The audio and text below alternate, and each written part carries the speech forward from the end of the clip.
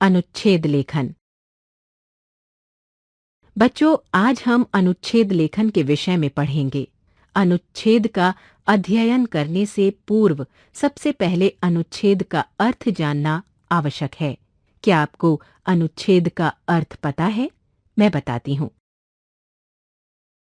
अनुच्छेद का अर्थ होता है परस्पर संबद्ध, यानी कि जुड़े हुए कुछ वाक्यों का समूह। इस प्रकार किसी एक भाव या विचार को संक्षेप में 10-15 वाक्यों में प्रकट करना अनुच्छेद लेखन कहलाता है।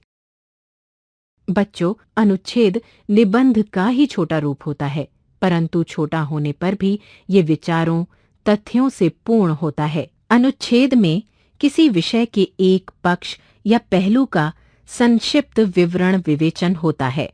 इसका अर्थ ये हुआ कि थोड़े शब्दों में विचार या भाव प्रकट करने से अनुच्छेद बनता है। अनुच्छेद किसी भी विषय पर लिखा जा सकता है। अनुच्छेद लिखते समय कुछ बातों का ध्यान रखना बहुत आवश्यक होता है। जैसे, पहली बात, अनुच्छेद लिखते समय शब्द सीमा का ध्यान रखना चाहिए। दूसरी, अनुच्छेद प्रभावशाली होना चाहिए। इसमें अनावश्यक विस्तार नहीं होना चाहिए। तीसरी, इसके वाक्य छोटे छोटे होने चाहिए। सभी वाक्य एक दूसरे से संबद्ध होने चाहिए।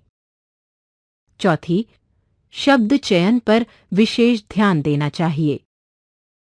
पांचवी, भाषा शैली सरल एवं प्रभावशाली होनी चाहिए। छठी, अनुच्छेद लिखते समय किसी प्रकार की भूमिका या उपसंहार की आवश्यकता नहीं होती। अनुच्छेद के आरंभ में एक या दो पंक्ति की सूक्ति, उद्धरण या कविता जो कि विषय से संबंधित हो, दिए जा सकते हैं। इससे अनुच्छेद प्रभावशाली बन सकता है। इन बातों को ध्यान में रखते हुए अच्छा अनुच्छेद लिखा जा सकता है। तो अब आप स्वयं अनुच्छेद लिखने का प्रयास कीजिए।